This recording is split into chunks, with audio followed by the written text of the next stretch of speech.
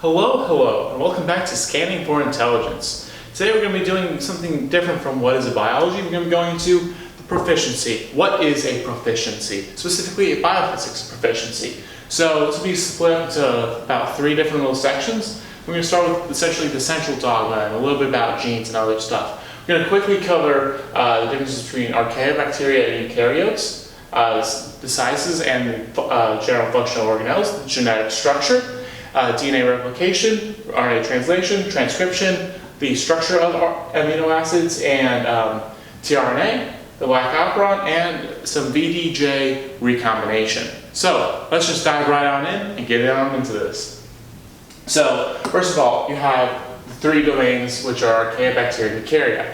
Eukarya are what we are, humans. Archaea and bacteria are the most common. They're prokaryotes, and they both all have a cell wall, and they don't have specific organelles, and they perform all these processes essentially by themselves that organelles in the eukaryotes perform. You have, in bacteria, you have the cell wall, as well as peptidoglycan, a PG. And that wall is, can be either thick or small. It can be gram-positive bacteria just have a very thick layer of peptidoglycan and just a single bilayer as the plasma membrane. And then you have gram-negative, which have a thin layer of peptidoglycan between 2 membranes, such that between those 2 membranes you have the periplasm instead of just the cytoplasm. So that's the difference between gram-positive and negative. And these guys are usually like 1 to 5 microns large in diameter. And then you have eukaryotes. Eukaryotes have a single membrane, and they are subdivided into organelles with a lot of different functions and such. And they're about 10 to 100 microns long. And so the human genome is about 25,000 genes large, and it's made of about 6 billion base pairs. This is the diploid cell, not where if you had a haploid cell, the meiosis, the gametes, the sperm and the eggs. Those guys are about 3 billion base pairs large. So now you have a lot of different organelles in eukaryotes. One that is not mentioned here is the mitochondria, which everyone knows is the powerhouse of the cell. So you have the endoplasmic reticulum, or the ER, and the rough ER specifically. That guy's job is to synthesize proteins, and so essentially what it does is it really synthesizes proteins as well as inserts them into the membrane and folds these proteins by posting a bunch of chaperones in there, and it also performs post-translational modifications such as disulfide bonds forming, and then what it does after that is it sends it to the Golgi. And the Golgi, it's made of serenade, which are flat sacs, and so kind of like this. And what happens is you have the ER send it in to this side, which is the cis side, and it comes out the trans side. And then when it goes out the trans side, it will go to whatever organelle it is necessary to go to for those proteins to do. So it's essentially a transport center. It's the main hub. It's Penn Station. So now going on from where we have organelles, we're going to talk a little bit about DNA replication. So DNA replication, it's when you make more DNA, and it's formed by DNA polymerase. And so essentially what happens is it binds to a certain and it goes down to the 5' end. What's the 5' versus the 3' end? The 5' end is the phosphate backbone. The 3' is the OH, the essentially the side of the sugar that it's not phosphate. And so one thing to remember is you can only add nucleotides at the 3' end. So DNA polymerase adds to the 3' constantly, so it's looking at the 5' considerably. And while at the same time you have this DNA polymerase going this way, you have another DNA polymerase going the opposite way, making Okazaki fragments. And these guys are spawned by different primers that exist, and these go, and then they get ligated together by ligases. So RNA polymerase makes RNA, and that is very similar to the way that DNA polymerase works. And essentially, it goes down the 3' end, and rather than draw it out, pretty much analogous, but it doesn't create 2 different strands with a semi-conservative method. You have instead a 5' cap that exists at the 5' end, so it doesn't get attacked and depleted. And then at the 3' end, you attach on a poly A tail that it can be hundreds to thousands of adenosines long. And that helps protect the gene itself. So, what does the gene actually look like usually? So, what we have here is the mock-ups of some genes. Eukaryotes and prokaryotes. So, first of all, prokaryotes, one starts off with the promoter, which is where the RNA polymerase attaches. They have an operator, and they have gene 1, gene 2, gene 3, gene 4. It has a bunch of different genes in a row, such that this is an operon with an operator that allows you to synthesize multiple different proteins at the same time that are clustered together, which is very efficient use. So you can just consistently make all these proteins in the same batch. Now in eukaryotes, it's a little bit different. You have an enhancer, which can be like 50,000 base pairs further away than the actual gene. They have a promoter, and then the gene, and genes made up of introns and exons. So quickly, what happens with the enhancer is you can have a transcription factor and activators attached here, and it bends the DNA such that it comes back and it actually comes into contact with the promoter, which helps the transcription factors as well as RNAP get pulled in. So we got RNAP now here, and then it just goes down and makes the gene. So then you have introns and exons. So what happens with that is exons are the parts of the RNA that are coded into amino acids, whereas you have the introns, which are not coded. These are untranslated regions, the UTRs. And so what we have going on is the UTR gets spliced out, and you can have alternative splicing of these RNA themselves. So, and when we go into the translation, we have translation, transcription.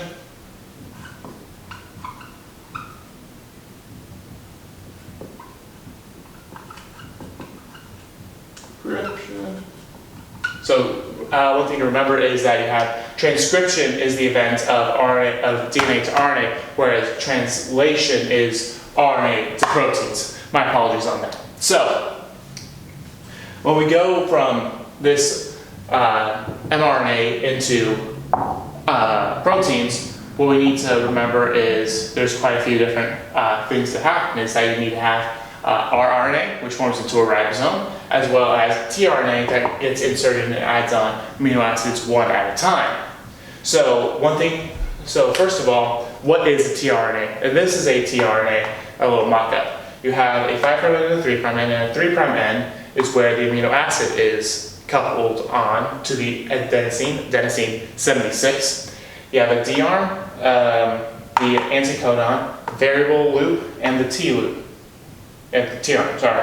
And one thing to remember in 3D is that this guy actually kind of looks like an L. Kind of like that.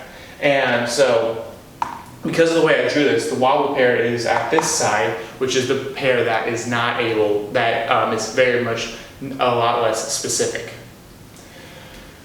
So, what are the start and stop codons? You have AUG as the start codon, F-met, methionine. Then you have UAA, UAG, and UGA, which are all of the stop codons. Opal, amber, ochre. Now, when we go and we look at the ribosome, we have the 5' and 3' end, and the E site on the RNA is closest to the 5' end. You have E, P, and A, and remember the tRNA gets inserted at the A site, and it gets inserted by by EF2, EFTU gets inserted by that guy, and then which makes sure that the pairs are correct. Then EFG, which further grows the chain and adds this tRNA here, and the tRNA here, and the exit site. And one thing to know is that you have the little peptide tunnel, which does not allow for a lot of actual folding while it is inside the ribosome, so that when it comes out, it's actually slightly folded by TF, trigger factor. So remember, the small ribosome, and this is a prokaryotic ribosome, is that you have the small unit, so that can be 30S, 30 stepworks, and large would be 50S, then we have it all together, it's 70S ribosome. Now, going on, when we look at what this peptide, this protein, actually look like, it's not this wiggly boy. We have a bunch of different peptide bonds, and the peptide bond is essentially this CO and H. And that has a lot of different things. And when you look at that, you can look at the dihedrals of this with the angle at the closest to the N-terminus, if you will, or be the psi and then the phi angles. And then when you plot these guys with phi and psi, you actually see a Ramachandran diagram where essentially this region is the alpha, this region is the beta helix, beta strands, and they have left-hand helix right over here. This is essentially a contour plot of that. And remember, an alpha helix, it bonds, hydrogen bonds at N+4, so 4 away. You have a turn of about 3.6 residues, so every 3.6 residues it does a 360-degree turn. And then you have about a 1.5 angstrom rise per residue in this alpha helix. In beta strands, you can have a parallel versus an aparallel strand. So essentially, remember, we count from the N-terminus to the C-terminus, and when you go from the N-terminus to the C-terminus, you can, that's essentially the way this points. So if it's parallel, both of them are pointing from the N to the C-terminus, whereas if you have it the opposite way, that's anti-parallel, where you have one point to the N to the C and the other one point from the C to the N. Now we have the Lac Operator. Now this is a little bit going backwards to this little prokaryotic gene, because we have operators in these prokaryotes. So essentially, when you have lactose present, that changes things up. So we have the Cap site, which is a protein that binds to C-AMP, cyclic AMP.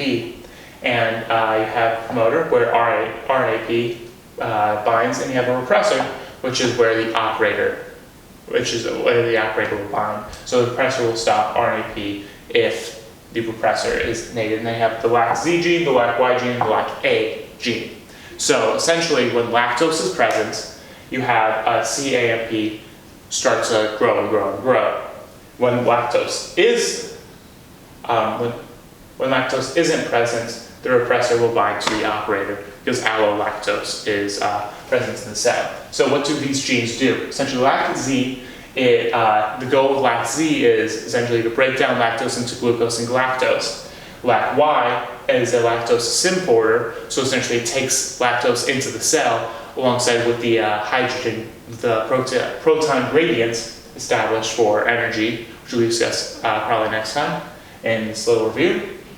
Then you have LAC-A, which takes the acetyl from the coenzyme A and puts it onto lactose and the beta-galactinosides. And now we have VDJ going back as well to a little bit of the eukaryotes. So if you remember anything about immunology, you have antibodies, and these antibodies have different loops at the end. And you have a heavy and a light chain. And so when you have a heavy and a light chain, you have these loops, and the light chain, when you mess with the stuff, you have essentially a lot of different B genes, and a little segments, and a lot of different J segments. And then you kind of couple these guys randomly together, and then you get a B and a J. Essentially, just randomly choose them, and you can also do some hypermutations, deletions, a bunch of different stuff in order to try and get a random sequence for this antibody that hopefully will bind to its target. And so you just essentially choose one of these guys randomly, and they both combine together, and that might bind something, and they kind of keep modifying it on and on for the light chain. But in the heavy chain, you also have a D, which also gets inserted into there. One thing to note is that this EMH, that's the enhancer, and the C is a constant region in these loops. And real quick, another thing about immunology is that you have these MHC complexes that might come up in this proficiency exam, is that these MHC complexes, essentially, when you have a virus or something inside the cell, it creates this viral proteome. And so these viral proteins will get degraded eventually by proteasomes. And usually when you have a protein get degraded, it usually leaves like 12, 13 14 residue-long peptides. And these MHC complexes will grab onto those peptides that are left over, and they'll promote them outside of the cell. Then a T cell will come in and see that this MHC promoting this peptide, that's not a native peptide to the human proteome. So then it will go and synthesize and say, hey, we got a virus, we know a motif on this virus, we can now go and kill this virus. So that is, in general, a real quick overview for the proficiency exam, for just a real quick thing on the Central Dogma, as well as a little bit more about the gene structure. Next time we'll be talking about some more stuff. This has been Scanning for Intelligence. I'm the host, Mr. Johnny Hopkins. Thank you.